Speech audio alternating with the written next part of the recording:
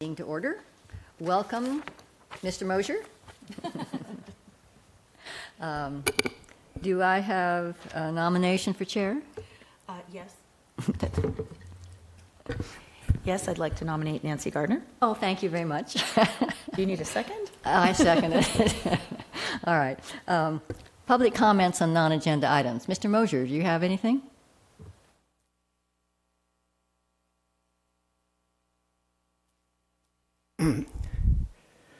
Thank you, Chair Gardner and member of the steering committee. My name is Jim Mosier. I think Council Policy A2 requires me to disclose that I am, as you know, a member of the General Plan Advisory Committee, but anything I say here today is solely my opinion and does not reflect the opinion of the GPAC. Why do you have to identify yourself? It's Council Policy A2.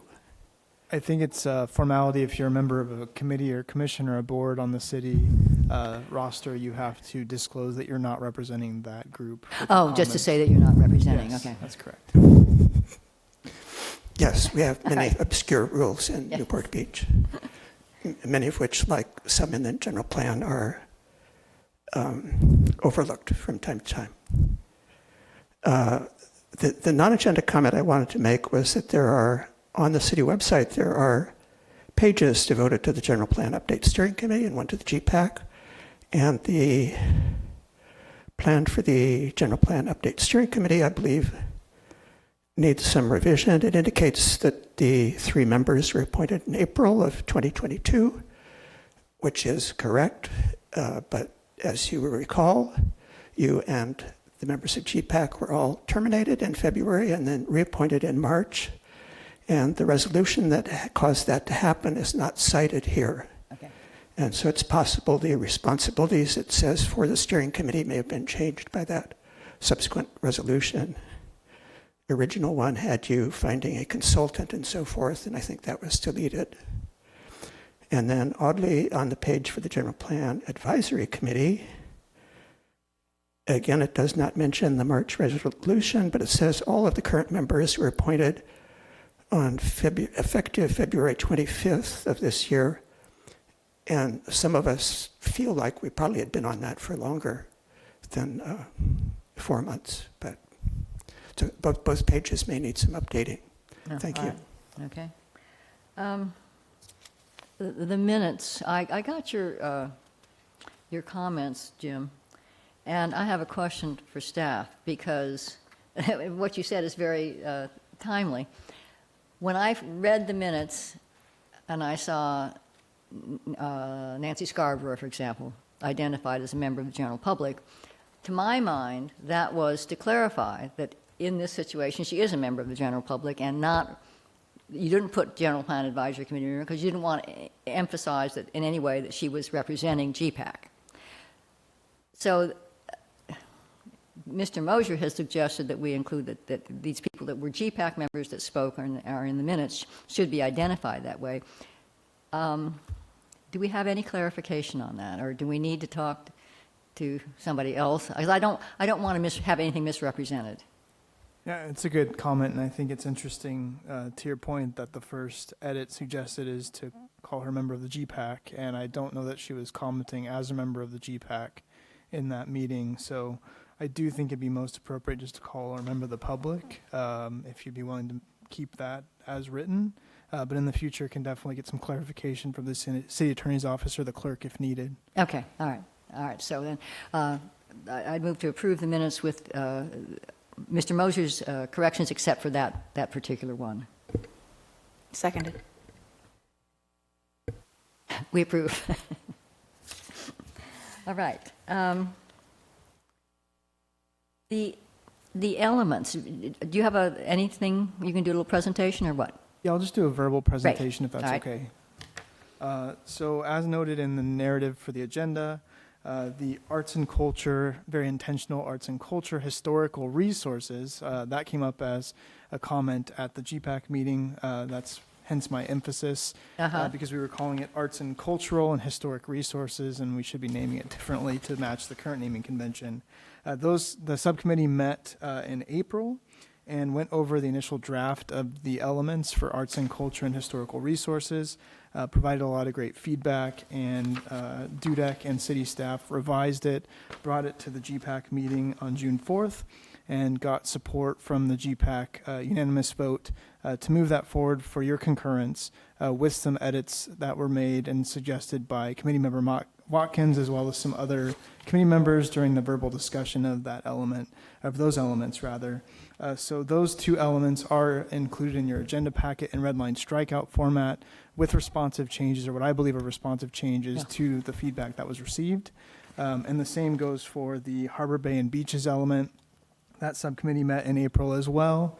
Very similar, gave the city great feedback. City staff and DUDEC revised it, brought it to the June 4th meeting, and got some feedback at the meeting as well. Just notably, the chair for both those subcommittees were supportive of those elements moving forward. And so we're looking for your concurrence this evening. Just in brief, the arts and cultural element talks a lot about the master plan of arts and culture that has not been updated, or has not been adopted rather. So there's a directive to consider or pursue adoption of that plan and update it. There's also a mentioning of music, which has been overlooked in the current arts and culture element.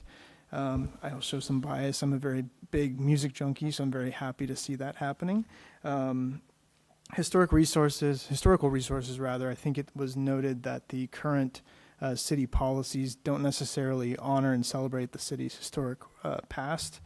So there has been some revisions made there to talk about considering enacting a Voluntary Mills Act program, for example, or becoming a certified local government regarding historic resources and protecting them. Another thing that's notable is the a legacy business program, talking about businesses that are part of the fabric of the community, current and past, and sort of incentivizing and encouraging those businesses to keep operating in the city as part of the city's past and future. As far as Harbor Bay and Beaches, I think the name is a big change there. We're adding beaches to the title, and I think that's very appropriate. The policy framework then expands to talk about beaches. There's a lot of overlap with beaches and natural resources and recreation elements as well. So when those come to you, you'll see some overlap there. But I also think it's important to note that the upper Newport Bay has some more policy guidance given to it, which is also well-deserved. So I'm available for questions, but all of those elements have been attached to your agenda packet in red line strikeout format. Do you have any questions? You want to give yourself a moment to look at those? Yeah, actually, my question is a little broader. So when we approve, are we approving it tonight kind of as a final draft, or what are we approving? I appreciate that question. So you would be expressing concurrence with GPAC's work to date on these elements. As I would like to emphasize that these are drafts. They will remain drafts until the council adopts them eventually. But what this will do, your action, if you choose to support these moving forward, will allow city staff to take them to the appropriate boards, commissions, and committees who have subject matter expertise. So, for example, your concurrence with the work on the arts and culture and historical resources will allow us to take that to the Arts Commission for additional input. And then once we take it to the Arts Commission, we would look to send it out to the public for additional comment and input. So it's just continuing a conversation. It's not going to be final with your action this evening. Okay, yeah. I thought that the staff did a good job of capturing most of what. I think we could do a little bit more in explaining with the Mills Act and emphasizing the voluntary aspect of it, because I think in our community, the thought that someone might be saying, okay, your house is now on the historical list and you can't do anything about it, would be alarming. So just be sure that we're very clear on that. Any public comments on any of the elements?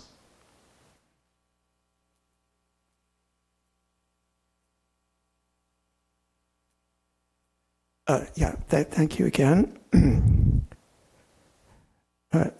On that previous item, I should have suggested amending the minutes to say GPAC member speaking as a member of the public, because I think for future generations, if they actually went back and looked at the minutes, it would be good to distinguish who that person is and why they were at the meeting. And the fact that they were a GPAC member attending kind of clarifies that they're not a random member of the public. That's a good solution. As to this item, I unfortunately sent some written comments about it last evening that somehow didn't quite get through, and I was trying to tell Ben what they were about, and I couldn't remember. I recall now two things. Right. One, that this is just a technicality, and I am all in favor of these things moving as rapidly as they can through the public input and input from the other boards and commissions. However, technically, as a member of the public, I believe that the vote the GPAC took on endorsing the Harbor and Bay and Beaches, or whatever we now call it, was not valid because we did not have a quorum at that time, and I explained in detail why there are rules that allow less than a quorum to vote on things like at a corporate board meeting or an HOA meeting, but I don't believe those apply to city bodies. And so I think without a quorum, the vote was technically not valid, but I don't think the vote was required in the first place. And the second comment I had to make was I saw the arts and culture element is, well, first of all, I'm a little confused by the whole idea of approving that they be made public, because they are being public already. They're here in the agenda. The public, including Chuck here, is welcome to come and comment on the elements. They have been since they were at the subcommittee meetings. They were also public at that time. So I'm a little confused about the need for the formality, because I think staff has the license to seek review as much as they want. And I actually thought the review by the boards and commissions was come before the GPAC subcommittees provided their input, so that would be part of their reasoning. Nonetheless, the memo, as you heard here, says the arts and culture element is going to the Arts Commission for review. I would suggest it also should be going to the library board, because it has one library policy in it, and library policies are the purview of the Board of Library Trustees. They may have additional suggestions. And I think the memo here says the Harbor Bay and Beaches element should be reviewed by the Water Quality Committee. And they do have a purview over the sand replenishment and so forth, but the water quality items in it have actually been deleted and moved, as you heard, to the natural resource element. So there won't be a whole lot of water quality in it. But it said the review by the Parks, Beaches, and Recreation Commission was kind of an optional thing. I don't think that's an optional thing, because our city charter says the duty of the Parks, Beaches, and Recreation Commission is to advise the city council on all matters having to do with beaches. So if it's going to be a beaches element, I certainly think the Parks, Beaches, and Recreation Commission needs to review that. And I can't remember what else was in my comments. All right, thank you. Any other public comment?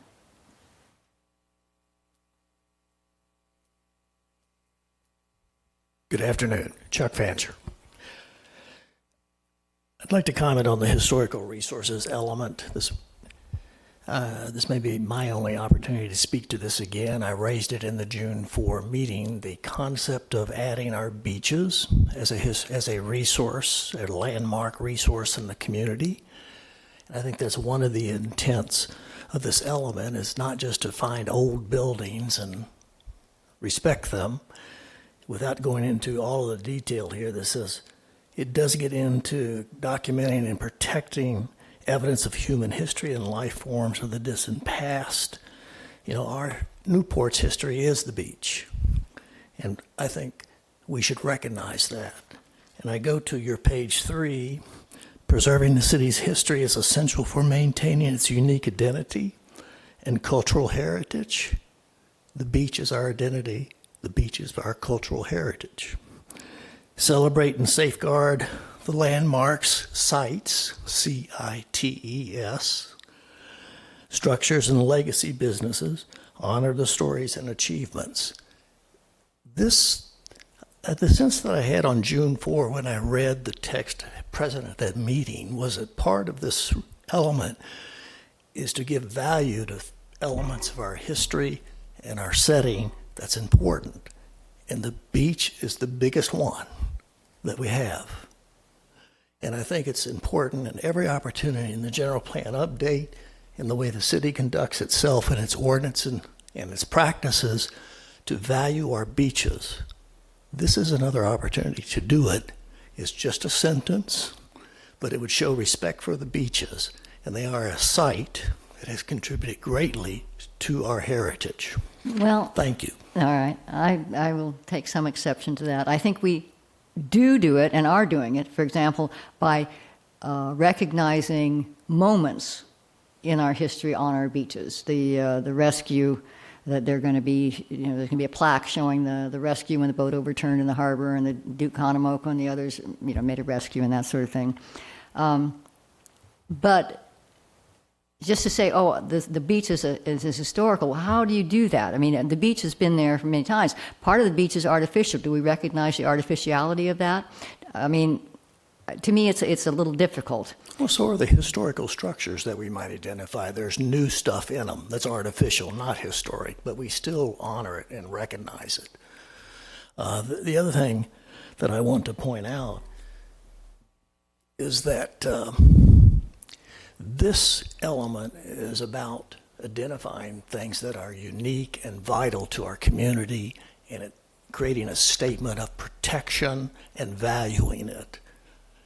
And that's what I'm talking about doing for our beaches. But they are value it. They're in the safety element, they're in the recreation element, they're in the natural resources element. I mean, it's not like we're not talking about, in a harbor and bay and beaches element, it's not like we're not talking about them. You are correct, Chair Gardner, but it is a historic element to our community, even if it's in 16 other elements. It's just like some of these provisions in this element are addressed elsewhere. The beach is a significant element in our community. That's why I don't argue with that. Call it out. I don't argue with that. You know, my work on water quality, I'm a beach protection person, and I want every opportunity for our city to state its value. All right, thank you. As far as what Mr. Mosher said about the public, I mean, obviously we have Newport together, and you can go in at any time and look at any of this stuff and make your comments. But what I am seeing, what I'm thinking is that, we have some drafts that GPAC has worked on. They're going to go to the commissions. They're going to come back to GPAC with some more comments and revisions. And at a certain point, we're going to want to make a very formal effort, like we did at the very beginning, say, with the public, and really go all out and say, now's the time, and make as many efforts to get the public to comment on what we have is getting very close to a final version. Is that what we're thinking of as far as the process?